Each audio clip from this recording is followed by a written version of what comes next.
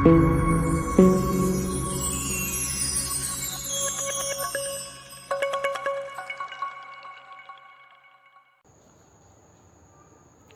वालेकुम बच्चों, welcome to my channel तालीम आम ट्यूटोरियल्स। फिर से एक नया टॉपिक बेहतरीन लेकर मैं आपके लिए हाजिर हूँ। चैप्टर नंबर 2 जानदारों की दुनिया का लेक्चर 2, और जिसको इंग्लिश में आप कहते हैं द लिविंग वर्ल्ड। इसका जो है टॉपिक है नशोनुमा के लिए ग़िज़ाई ज़रूरत। Food is necessary for growth, यानी अगर नशोनुमा करना है तो उसके लिए हमें खाना पीना, फूड का इस्तेमाल करना, ग़िज़ा हासिल करना बहुत ज़रूरी है दोस्तों। अभी नशोनुमा के बारे में बात करेंगे। सबसे पहले तो हम नबातात के बारे में लेंगे कि वो फूड के लिए, ग़िज़ा के लिए वो कौन सी जो है तो तरीका इस्तेमाल करते हैं। तो नशोनुमा के लिए जो तरीका नबातात इस्तेमाल करते हैं वो शुआई तरकीब है, जिसको इंग्लिश के अंदर फोटोसिंथेसिस बोलते हैं। दोस्तों हम आज इसको लेंगे। उसके बाद जानदारों के फूड के तरीके को अप्लाई करने के तरीके को लेंगे, और उसके बाद इंसानों का लेंगे। तीनों को हम अलग अलग स्टेप में लेंगे ताकि हमको एकदम आसान सलीस ज़बान में समझ में आ जाए। तो शुआई तरकीब यानी फ़ोटोसिंथेसिस, ये तो आपको पता ही है दोस्तों। हम एक तस्वीर के ज़रिए से समझेंगे। जो इमेज है यहाँ पे देखिए आप, ये जो डिस्प्ले आपको हो रही है, ये इमेज को आप देखिए। इसके सहारे से हम जो है तो इनकी जो है तो जो ग़िज़ा का जो ये तरकीब है इसको हम समझेंगे। सबसे पहले तो बता दूं कि जो नबातात है दोस्तों, ये जो है तो अपनी ग़िज़ा खुद तैयार करते हैं, यानी अपने अंदर ही ग़िज़ा इनकी तैयार होती है। ये किसी दूसरे पे डिपेंड नहीं रहते हैं। और ये खासियत इनके अंदर आने की जो सबसे बड़ी वजह है वो है खिज़रा यानी क्लोरोफिल। ये क्लोरोफिल जो है ये दो तरह से काम करती है। एक तो ग़िज़ा को बनाने के लिए भी इसका इस्तेमाल होता है, ये खुद ग़िज़ा डेवलप करने के लिए और तैयार करने के लिए काम में आती है। दूसरी बात, जो हरा कलर दिया जाता है, जो हरा कलर हमको पत्तों में, टहनियों में और इसमें दिखता है, जो भी पेड़ों के अंदर, पौधों के अंदर या जो भी नबातात है उनके अंदर जो भी हरा रंग हमको दिखता है वो क्लोरोफिल की वजह से हरा कलर आता है। जैसे इंसानी जिस्म में आरबीसी जो रहता है, रेड ब्लड सेल्स यानी सुर्ख ज़र्रात, जो हमारे खून को जो है तो लाल रंग देते हैं, ऐसे ही इनके जो है तो पेड़ पौधों के अंदर जो हरा रंग होता है वो क्लोरोफिल की वजह से होता है। ये जो आपको तस्वीर दिखाई दे रही है यहाँ पे दोस्तों, इस तस्वीर को एक हिस्सा ज़मीन के नीचे है और एक हिस्सा ज़मीन के ऊपर है दोस्तों। जो ज़मीन के ऊपर का हिस्सा है दोस्तों, इसको इंग्लिश में प्ल्यूमल बोलते हैं, और जो ज़मीन के नीचे का हिस्सा है दोस्तों इसको रेडिकल बोलते हैं। इसको याद रखना आपने, और इसको हो सके तो आप इसको लिख भी लेना। दूसरी बात, अब ये शुआई तरकीब यानी ये फ़ोटोसिंथेसिस का अमल होता कैसे है हम ये देखेंगे। सबसे पहले तो हमको मालूम है कि हवा से, सूरज की रोशनी से और पानी से जो है तो पेड़ पौधे जो है तो वो ग़िज़ा हासिल करते हैं, लेकिन वो अमल होता कैसे हम वो देखने जाएंगे। सबसे पहले तो सनलाइट और कार्बन डाइऑक्साइड यानी हवा और जो है सूरज की रोशनी से ये दो चीज़ें हासिल करते हैं नबातात। एक तो CO2 कार्बन डाइऑक्साइड और HO2, ये दोनों को जब मिलते हैं आपस में तो एक क्लोरोफिल के साथ में मिलकर एक रद्द अमल होता है, जिससे इसमें एक तरह का शुगर यानी ग्लूकोज तैयार होता है, जिसका फार्मूला है जो आपकी किताब में नहीं है, ये बड़ी क्लास में होगा, लेकिन मैं आपको एक मोटा मोटा बताते चल रहा हूँ कि आपके ध्यान में रहे कि ये ग्लूकोज का जो फार्मूला है वो C6H12O6 इस तरीके का एक जो है तो मादा तैयार होता है, एक ग्लूकोज तैयार होता है जो कि नबातात की ग़िज़ा के इस जो है तो ज़रिए बनता है, उसकी तवानाई के लिए, उसकी ताकत के लिए, उसकी ज़िंदगी लाइफ के लिए और नशोनुमा के लिए। ये जो ग्लूकोज है ये इस्तेमाल में होता है, ग़िज़ा की तरह इस्तेमाल होता है। बस आप इतना समझ लीजिए।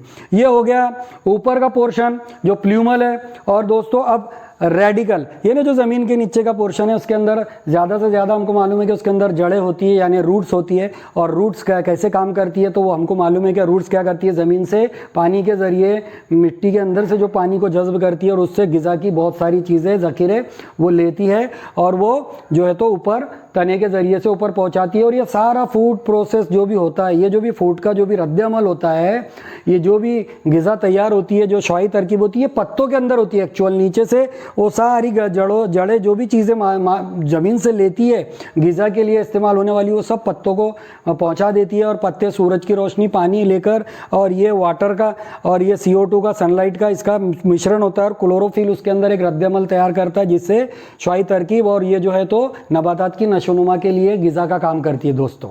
अब ये नबातात जो है ये खुद ग़िज़ा अपने अंदर तैयार करते हैं, ये किसी के ऊपर डिपेंड नहीं रहते दोस्तों। और क्लोरोफिल एक ऐसा ज़रिया है इसका कि जो खुद से ग़िज़ा तैयार करने के लिए इसको जो है तो काबिल बनाता है। ये हो गया नबातात का, हमने एकदम आसान तरीके से जो है तो ये तरीका नशोनुमा का समझ लिए दोस्तों। अब उसके आगे चलते हैं कि जो अब जानदार के बारे में लेंगे, यानी हैवानात। अब हैवानात के अंदर इंसान भी, लेकिन हम इंसान को थोड़ा अलग से लेंगे और जानदारों को, जानवरों को अलग से लेंगे हम, दो कैटेगरी करके। जैसे नबातात समझे तो अब हम जानवर समझेंगे। जानवरों के अंदर भी दोस्तों जो है ना दो तरह के जानवर पाए जाते हैं, वो जो हर्बीवरस और कार्निवरस। ये हैवानात की दो तरह की जो है तो जातियां हैं, दो तरह के होते हैं।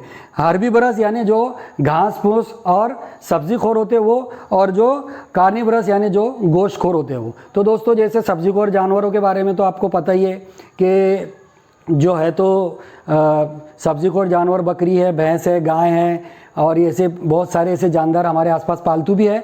और जंगली जानवरों में, वाइल्ड एनिमल में भी अगर आप जाएंगे तो उसमें भी आपको हिरन है, जंगली भैंसे है, नील गाय है, और ऐसे बहुत सारी बारहसिंगा है जानवर है, ऐसे कई जो है। और बड़े जानवरों में भी हाथी हैं, ऊँट है, ये सब जो है तो। डायनासोर भी जो अभी नहीं है वो भी जो है तो कुछ उसके अंदर जो है तो सब्जीखोर डायनासोर थे, जो सिर्फ जो है तो हरी घास फूस और पेड़ पौधे से ही अपनी ग़िज़ा को हासिल करते थे दोस्तों। लेकिन इनके अंदर और नबातात के अंदर फ़र्क ये है कि नबातात खुद अपनी ग़िज़ा तैयार करते थे, लेकिन ये दूसरों के ऊपर जो है तो ग़िज़ा के लिए डिपेंड रहते हैं, दूसरों के ऊपर निर्भर रहते हैं। इसलिए जो है ये घास फूस खाते हैं और फूल पत्ती खाते हैं, और दोस्तों उनकी जो है तो ग़िज़ा उससे हासिल होती है।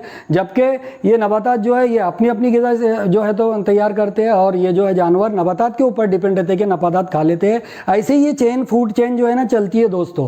ऐसे ही जो गोश्तखोर जो जानदार है, जो गोश्त खाने वाले, यानी जो जैसे आप ले लेंगे मोटा मोटा गलियों में जो पालतू जानवरों में बिल्ली है, कुत्ता है, और अगर आप वाइल्ड एनिमल में जाएंगे तो चीता है और अपने लेपर्ड है, आपको बोलूँ कि शेर बब्बर है, और इसके अलावा मगरमच्छ है, सील है, सील भी मछलियाँ खाती है। तो सब के सब जो है ये सब गोश्तखोर जानवर है दोस्तों।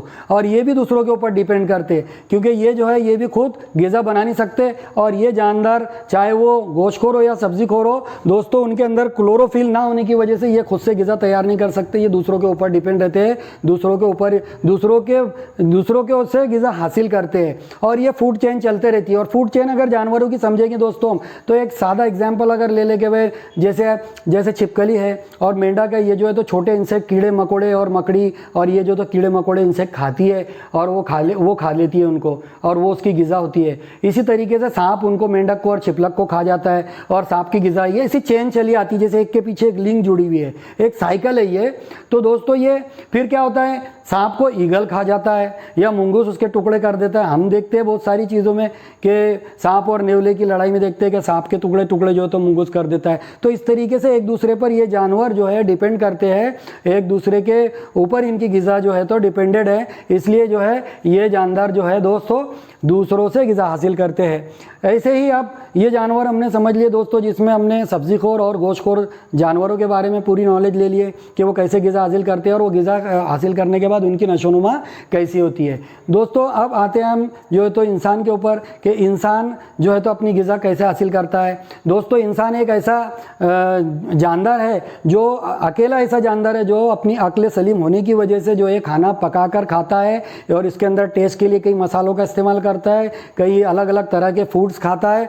और दोस्तों लेकिन ये पहले से इंसान इतना जो है तो तरक्की याफ्ता नहीं था। जब आदि मानव थे, ये हम जिसको बोलते बाबा आदम के ज़माने में, जब जंगलों में इंसान रहते थे, जब उनके घर नहीं रहते थे, जानवरों की तरह रहते थे, तो बड़े बड़े जानवरों को शिकार करके और कच्चा गोश्त ही उनका खा जाते थे। लेकिन धीरे धीरे फिर इंसान को अकल आती गई, वो कपड़े पहनने लगा, उसके बाद में वो आग जलाना सीखा उसने। जब आग वजूद में आ गई तो फिर वो गोश्त को भून के खाने लगा। फिर धीरे धीरे उसको जरखेज़ मिट्टी से समझ में आया कि इसमें पेड़ पौधे हम उगा सकते, खेती कर सकते, ज़राअत का जो है तो उसके अंदर उसने तरक्की की। और फिर ज़राअत से फिर उसको जो है तो खाने के लिए क्या क्या चीज़ें मिलने लगी, अनाज मिलने लगा, जैसे चावल है, गेहूँ है, बाजरा है, जवार है, और दूसरी चीज़ें कुछ ग्राउंड नट से, कुछ ज़मीन से मिलती थी, कुछ पेड़ों से मिल रही है, और कुछ छोटी फसलों से जो है तो हमको खाने के लिए मिलती। जैसे अगर ग्राउंड नट में आप लेंगे तो मूंगफली है, और दूसरे ग्रेन्स लेंगे आप तो उसके अंदर मटर है, चना है, और मूंग है, और तुअर है, और ऐसी बहुत सारी जो है तो हम ऐसी दालें और जो है तो ग्रेन्स हमको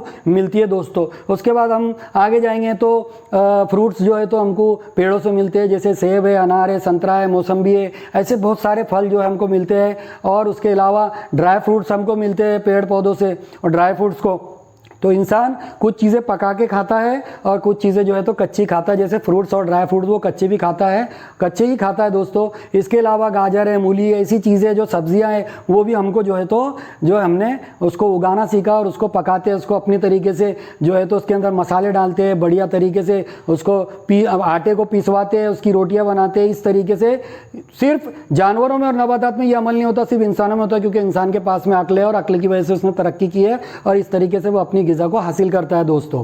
जैसे पहले ज़माने में गोश्त खोर जो थे, बाबा आदम के ज़माने में जंगल में रहने वाले जो इंसान थे वो जो है तो शिकार करते थे, लेकिन अब एक दौर आ गया कि अब शिकार की ज़रूरत नहीं है, अब तो चिकन का शॉप है, दुकान है, मटन की शॉप है, उसकी दुकान है, मछली मार्केट है, और ऐसी बहुत सारी चीज़ें जो हमारे इंडिया में लोग खरीदते हैं। अब शिकार करना, मेहनत करने की ज़रूरत नहीं है या इतनी जोखिम उठाने की ज़रूरत नहीं, खाने पीने की चीज़ें हमको दुकानों से मिल जाती है। ये तरक्की की वजह से हो रहा है। और दुनिया के अंदर दोस्तों दूसरे देशों में भी आप अगर चाइना, थाईलैंड, जापान, इंडोनेशिया इधर अगर आप जाएंगे तो समंदर के किनारे इनके आसपास में जो ये तो जजीरे की तरह है या लैंड की तरह ये समंदर किनारे है, तो ये सी फूड का ज़्यादा इस्तेमाल होता है। तो ये बहुत सारी ऐसी चीज़ें खाते हैं जो हमारे इंडिया में खाई नहीं जाती, जैसे वहाँ मेंढक भी खाई जाती है, ऑक्टोपस खाया जाता है, और सांप, और दोस्तों कई तरह के ऐसे जानवर है जो हम खा भी नहीं सकते, उसके बारे में सोच भी नहीं सकते, लेकिन वो लोग खाते हैं दोस्तों।